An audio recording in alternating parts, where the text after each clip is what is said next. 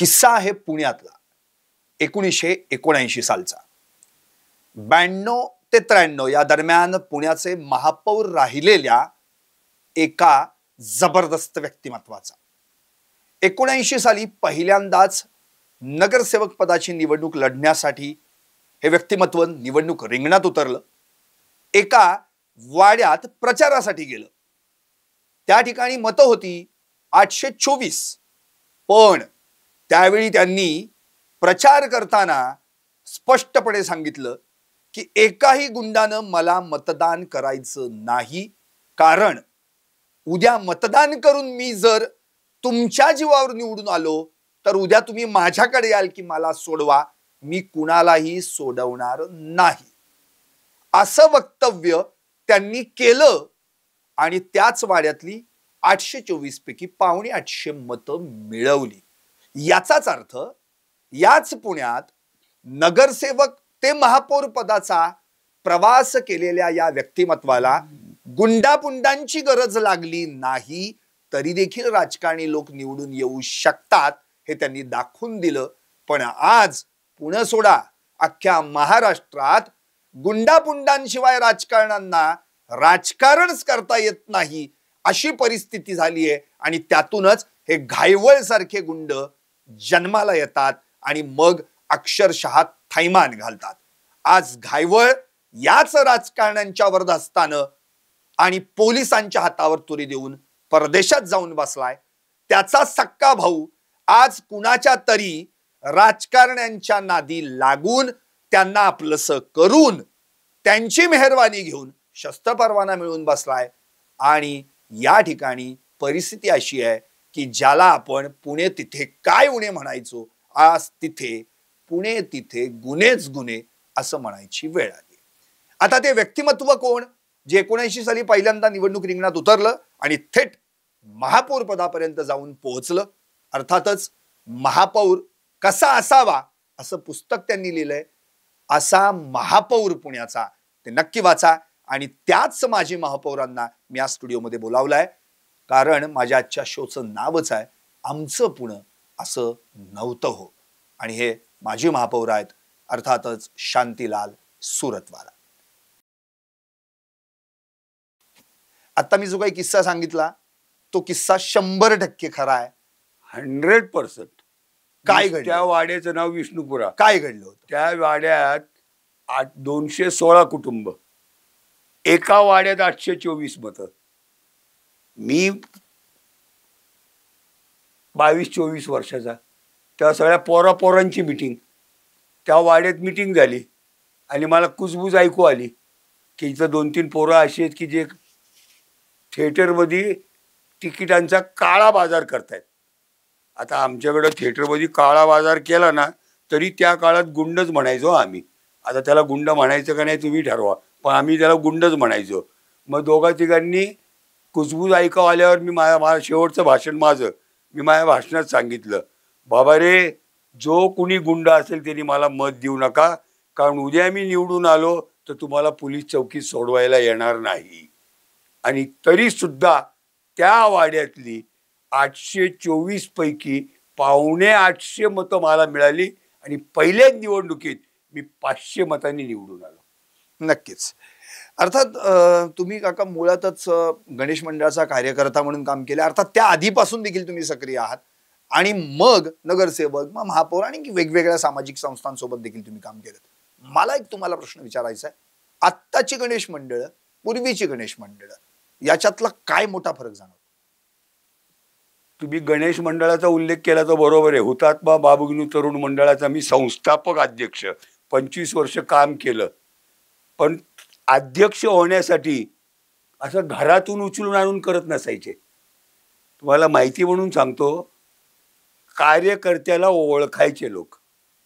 मी काय करायचो, आमच्या भागातल्या कुठला पेशंट ससूनला असेल त्याला इडली सांबार लिहून दे, त्याला पाव सॅम्पल लिहून दे, त्याची सेवा कर। कुणी मेलं, वैकुंठला जा, गौऱ्या रचा, 7-5, 8-5, आत्ताच्या पोरांना कळणारही नाही। चौकातल्या एखाद्या मुलीचं लग्न असेल तो कार्यकर्ता स्वयंपाकघरात काम करायचा. मीठ कमी पडलं आणून दे, तांदूळ कमी पडला आणून दे, साखर कमी पडली आणून दे. आणि हे करत करत करत लोक बघायचे की हा मुलगा काम करतोय, आणि म्हणून मला बाबू मंडळात काम करायची संधी मिळाली.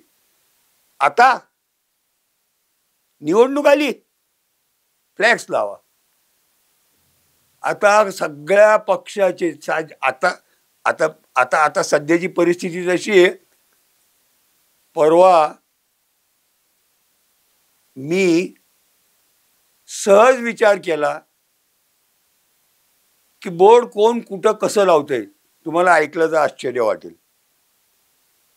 आत्ताचे मंत्री मोहोळ माझे खूप चांगले जीवाभावाचे मित्र आहेत, माझी काही तक्रार नाहीये. एकट्या सिंहगड रोडवर 166 बोर्ड होते त्यांचे फ्लॅक्स. तुम्ही मोजलेत की काय? मी मोजले. मी दांडेकर पुलापासून निघालो खडकवासल्यापर्यंत 166 बोर्ड होते. काय चाललंय पुण्याचं? आत्ता बघा तुम्ही जाऊन, ज्याला निवडणूक लढवायची बोर्ड लावतो. म्हणजे आमच्या वेळेला कार्यकर्ते फील्डवर तयार व्हायचे, आता कार्यकर्ते फ्लॅक्सवर तयार व्हायला लागले. आणि वाईट काय माहितीये का, खूप चांगले चांगले लोक फ्लॅक्स बघून त्याला मत द्यायला लागले. काय अपेक्षा ठेवता पुण्याचं काय होणार आहे? आता निवडणूक आली ना पुढं महापालिकेची, एकेका मंडळाला 2-2, 5-5 लाख रुपये सुपारीचं खांड वाटल्यासारखे वाटतात. मला पहिली 7 वर्ष 500 रुपये मानधन होतं. 300 रुपये बायकोला द्यायचं, मला 200 रुपये पुरायचे. कार्यकर्त्याला चहा सुद्धा पाजायचा नाही, तोच कौतुकाने आपल्याला चहा पाजायचा. तुमच्या वेळी अशी काही गणेश मंडळांना काही पैसे वगैरे द्यावे लागायचे का? पावली सुद्धा नाही हो. आणि मी तर लय कट्टर होतो. कुणी मागितलं तरी नाही म्हणून सांगायचो, मत देऊ नका, मी देणार नाही. एक मंडळ मला नडलं होतं ना, धक्क्या मारुती मंडळ, हे स्पीकर सेट द्या म्हणून. त्या काळाला स्पीकर सेट 1800 रुपयाचा कुठनं आणायचे. मी त्याला हात जोडून सांगितलं की निवडणूक झाल्यानंतर कुठलं तरी एक नाटक घेऊ, त्याची तिकीटं विकू, त्यात जे पैसे मिळतील त्यातनं तुम्ही स्पीकर सेट घ्या, मी तुम्हाला स्पीकर सेट देऊ शकत नाही. आणि मग धक्क्या मारुती मंडळाने माझं काम केलं होतं. मग मागणारे मागत होते, पण स्पीकर सेटच्या पलीकडे झेप नव्हती हो. आता मी सांगलीला गेलो होतो. सांगलीला गुरुवर्य जगताप आपले सभापती होते, मी निरीक्षक, आणि ते त्या तालुक्यातले, त्यामुळे तेही कार्यक्रमाला त्यांनी पक्षाच्या कार्यक्रमात सांगितलं. त्यांनी गुरुवर्य जगताप सरांनी प्रत्येक निवडणुकीत 1500 पोरं आपण दारुडे करतोय, या सगळ्या लोकांना उमेदवार क्वार्टर देतो, बिर्याणी देतो, आणि मत देणारा मतदार त्यालाच मत देतो. कुणाकडनं अपेक्षा ठेवता? पुणे बदलायचं असेल, यांनी सांगितलं बरोबर आहे, पुण्याचं वाटुळं झालेलं आहे. एका वाड्यात एक मयत झाली, 7 दिवस त्या वाड्यातले लोक गोडधोड खात नव्हते. 7 दिवस त्या घरातल्या लोकांना स्वयंपाक करून करून पुरवायचे. आता सोसायटीमध्ये 2ऱ्या मजल्यावर मयत झाली तर 3ऱ्या मजल्यावर दारूची पार्टी आणि श्रीखंड जिलेबी खातात. हरवलं माणुसकीच हरवली पुण्याची. आणि म्हणून हे दुरुस्त करायचं, हे माझं मत, या कुणाला पटो न पटो, फक्त मतदार करू शकतो. फक्त मतदार. तुमच्या आवडीच्या पक्षाला मतदान करू नका. छान उमेदवार बघा आणि त्याला मत द्या. असा महापौर पुण्याचा, असं तुम्ही पुस्तक लिहिलं, तसंच अंकुश अण्णा, तुमचे मित्र अंकुश काकडे, त्यांनी देखील त्या ठिकाणी #पुणे असं पुस्तक लिहिलं. तुमच्या दोघांच्या पुस्तकातून त्या काळचे राजकीय सांस्कृतिक दर्शन आपल्याला घडलं. आता ते दुर्मिळ झालेलं आहे खरं तर. आता म्हणजे त्या काळात 70-80 दशकात कुठेतरी अंधेकर, माळवदकर अशा टोळ्या गुंडांच्या त्या काळामध्ये उभारी घ्यायला लागल्या, आणि आता तर आपण ते कुठपर्यंत जाऊन पोहोचले आपण बघितलेलं आहे. म्हणजे आजोबांनीच नातवाला संपवण्यापर्यंत जाण्यापर्यंत ते पोहोचलं. आता प्रश्न हा उरतो, #पुणे हे जे नाव अण्णांनी दिलं होतं, आता पुण्याचं नाव जर पुस्तक लिहायचं म्हटलं तर डिशक्याव पुणे लिहावं लागेल अशी परिस्थिती आहे. कारण आता ज्या गोळ्या सुटतात ना त्या फक्त टोळ्यांमधल्या गुंडांच्या बंदुकीमधून, आणि पोलीस फक्त त्यांच्या पुंगळ्या गोळ्या करतात. याच्या पलीकडे काय नाही. तुम्हाला काय वाटतं? खरं बोललो तर रागवायचं नाही. नारायणगावला एका शाळेत गेलो होतो, महाविद्यालय कॉलेजमध्ये, मुलं मुलींचं कॉलेज, प्रमुख वक्ता म्हणून, चीफ गेस्ट म्हणून. आणि मला पहिल्यापासून माझा स्वभाव तसा जे असेल ते दानदिशेने मी बोलतो. मी त्या मुलांना एक प्रश्न विचारला, पोलीस पैसे खात नाहीत, माझ्याशी सहमत असतील त्यांनी हात वर करा. आई भवानीची शपथ घेऊन सांगतो एकही हात वर आला नाही. सगळं आलं ह्याच्यात, सगळं आलं ह्याच्यात. मी सिंहगड रोडलाच राहतो. दांडेकर पुलावरून मला रोज यायचं असतं तुम्हाला दत्तवाडीतून. आठवड्यातून एक बोर्ड लागलेला असतो, आठवड्यातून एक. 18, 20, 22 वर्षाचा पोरगा असतो. बंटी खूप लवकर सोडून गेला आम्हाला. पप्या तू हवा होतास रे आम्हाला. आठवड्यातून एक बोर्ड लागतो 20 वर्षाच्या मुलाचा, गेलेला असतो. अकस्मात का गुंडगिरी मला माहीत नाही, पण ह्या 20 वर्षाच्या मुलांच्या मैती पाहून आई वडील काय करत असतील जरा विचार करा. आपण काय ह्या लोकांना किंमत देतो, थारा देतो, महत्व देतो, मला खरंच कधी कळलं नाही. आता पुणं राहिलं नाही राहिलं. टोळी युद्ध झालेले का ह्या टोळ्यांना आम्ही पोचतोय. मोठे मी नाव घेतले तर माझ्यावर रागवतील, माझ्यावर गुन्हा दाखल करतील, पण तुमच्या पुण्याचं नेतृत्व करणारे लोक त्यांना पोचतायत. मुख्यमंत्र्याला सांगतायत, गृहमंत्री आहेत, पोलिसाला फोन येतो आणि त्याला पासपोर्ट मिळतो. मुख्यमंत्र्याला सांगतायत, गृहमंत्री आहेत, फोन करतात, बंदुकीचा परवाना मिळतो. ही परिस्थिती पुण्याची राजकीय लोकांनी केलेली आहे. आणि म्हणून असे राजकीय लोक पुणं दुरुस्त करायचं असेल तर आपण शोधलं पाहिजे. परदेशात उमेदवार प्रचार करतो, पण मी चांगला आहे मला मत द्या असं म्हणत नाही. जो मतदार असतो तो त्याचा अभ्यास करतो, माझा उमेदवार कोण चांगला, आणि त्याला मत देतो. आणि म्हणून आता सगळ्यांना सांगायची वेळ आलेली आहे, उमेदवार चांगला शोधा आणि त्याला मत द्या, तर कदाचित पुढं चांगलं होईल, नाही तर अजून फार वाटोळं होईल. काका, आता तुम्ही मुद्दा म्हणजे उपस्थित केलात म्हणून शस्त्र परवान्यांचा, गेल्या 4 वर्षांमध्ये म्हणजे आता अमितेश कुमार आल्यानंतर ती परिस्थिती जराशी बदललेली आहे. त्यांनी अवघ्या पहिल्या 1 वर्षामध्ये फक्त 23 ते 24 शस्त्र परवाने दिले आणि 111 शस्त्र परवाने रद्द केले. पण त्याच्या आधी आपल्याकडे जे पोलीस आयुक्त होऊन गेले गेल्या 4.25 वर्षातले 3 जर आपण बघितले तर त्यांनी अक्षरशः चणे फुटाणे शेंगदाणे वाटल्यासारखे शस्त्र परवाने वाटलेत. आणि आता त्याचा इतका कळहर झालाय की अल्पवयीन मुलांच्या हातात सुद्धा या आता बंदुकी फटाक्यांच्या जशा दिवाळ्यांमध्ये आपण माळा लावतो तशा पद्धतीने हातात आलेल्या आहेत. काय सांगते याच्याबद्दल? काय तुमच्या मनात पहिला गैरसमज आहे तो काढून टाका. मी 27 परवाने दिले, कोण बघायला गेलं? जी काय अधिकृत आकडेवारी 100% खोटं बोलतात. 100%. मुख्यमंत्र्यांनी सांगू द्या, गृहमंत्र्यांनी सांगितलं 1100 परवाने रद्द केले, बीडला 1600 परवाने रद्द केले, कोण बघायला गेलं, कोण मोजायला गेलं?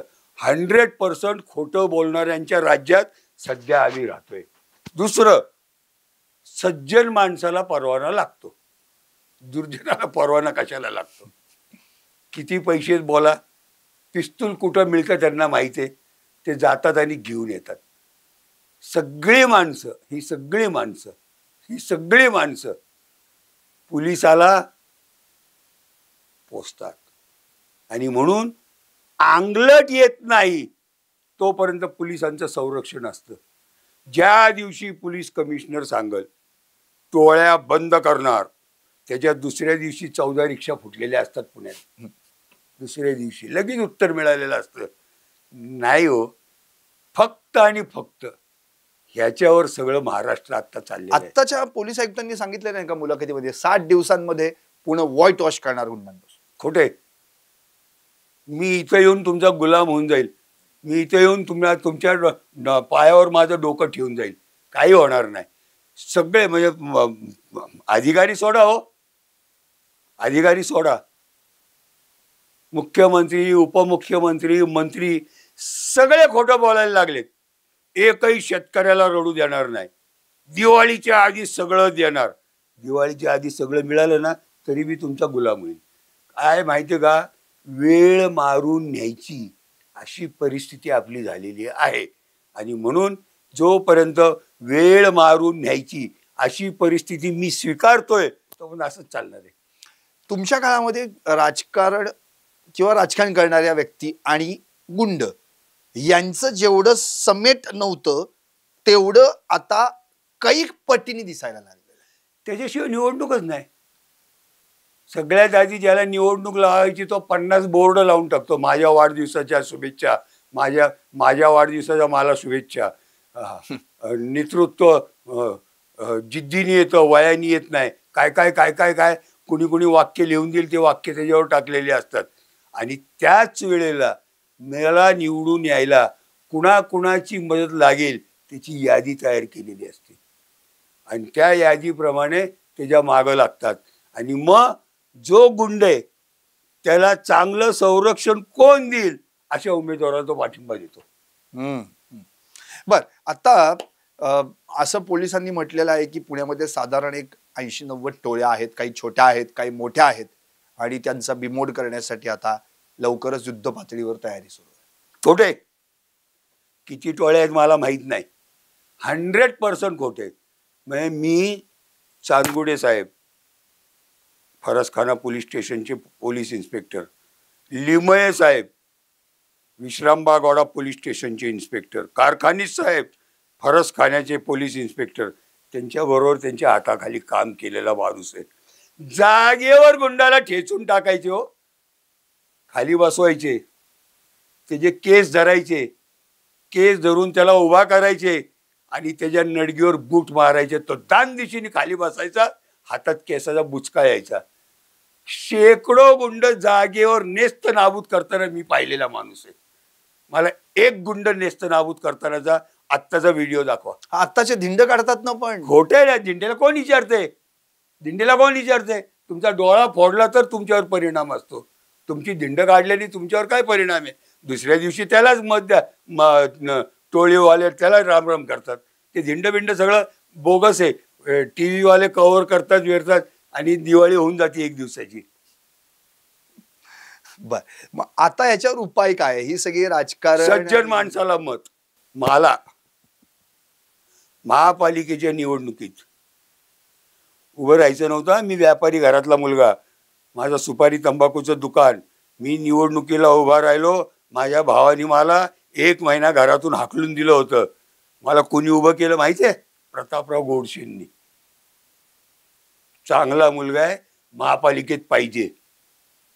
त्या काळातली अशी जुनी जाणती चांगली माणसं, चांगली मुलं, त्यांना जी वाटत असतील त्यांना उभे करायचे आणि निवडून आणायचे. आता काय, आता स्वतःच उभे राहतात, स्वतःचेच फ्लॅग स्वतःच्या पैशाने लावत आहेत. त्याला फक्त त्या उमेदवाराला विचारलं ना, तुझ्या आत्ता 40 फ्लॅग्स लागलेले आहेत, पैसे कुठून आणले, तरी तुम्ही त्याला मत नाही देणार. बरं, आता अगदी एक शेवटचाच प्रश्न, तो फार महत्त्वाचा आहे. जे पुण्याचं आपण सांस्कृतिक वैभव, विद्येचं माहेरघर अशी जी आपण सगळी बिरुदं आत्तापर्यंत मिरवत आलो, आता टोळ्यांचं माहेरघर इथपर्यंत पोहोचलंय. तर हे सगळं पुन्हा गतवैभव मिळवण्यासाठी नेमकं एक ज्येष्ठ राजकारणी म्हणून आताच्या पिढीनं जे राजकारण करू पाहतायत त्यांना तुम्ही काय सांगा? जोपर्यंत पैशावर राजकारण चालतंय तोपर्यंत बदल नाही बरं का. लय मोठा नेता, लय मोठा नेता, त्याच्या हाताखाली मी काम केलेले. मी नाव नाही घेणार, मला ते आवडणार नाही किंवा तो माणूस माझ्यावर सूड उगवेल. लय मोठा नेता. आता निवडणूक कशी जिंकायची आम्हाला कळायला लागलेले. आता आम्हाला कार्यकर्त्यांची गरज राहिली नाही. जोपर्यंत हे दिवस बदलणार नाही तोपर्यंत पुण्याचं वाटोळच होणार. वाटोळ हा शब्द लय जाणीवपूर्वक, कारण कुठल्याही चौकात गेल्यानंतर तुम्हाला फ्लॅग्स जे दिसत आहेत ते बघा, नाही तुम्हाला थोडं थोडं खरं वाटेल. धन्यवाद. खरं म्हणजे शांतीलाल सुरतवाला यांनी आपल्या काळातल्या निवडणुका कशा होत्या त्यावेळी गुंडांना अक्षरशः मतं नाही दिलीत तरी चालेल इथपर्यंत म्हणण्याची हिंमत असलेले राजकारणी आपण पाहिले. आणि आताची परिस्थिती अशी काय आहे त्या संदर्भात त्यांनी एक महत्वाचं विधान केलं की पूर्वी फील्डवर कार्यकर्ते घडायचे, आता फ्लेक्सवर कार्यकर्ते घडतायत. अर्थात ते केवळ अळवावरचं पाणी असतं, थोडे काळ टिकणारं असतं, पैशांच्या जोरावर राजकारण चालतं असं म्हणून गुंडापुंडांना हाताशी धरणारे आत्ताचे राजकारणी यांनी त्यांच्याकडनं खरं म्हणजे शिकवण घ्यायला पाहिजे. सगळे राजकीय कार्यकर्ते सगळ्या पक्षाचे मंत्री पर्यावरणावर छान भाषण करतात.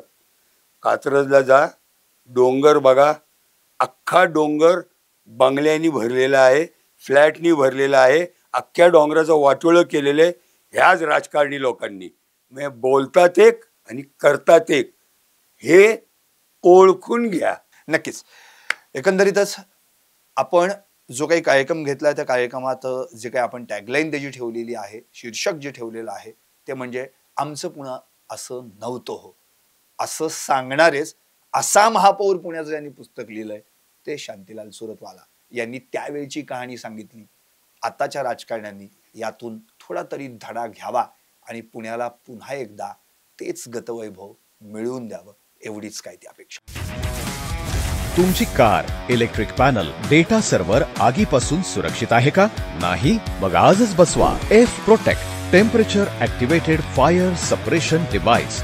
यामध्ये आहे eco friendly non toxic pressurised liquid जे आग लागल्यास क्षणार्धात ऍक्टिव्हेट होऊन आगीवरती मिळवते नियंत्रण. बसवण्यास अतिशय सोपे आणि सुटसुटीत टेकालिपचे एक दर्जेदार उत्पादन एफ प्रोटेक्ट.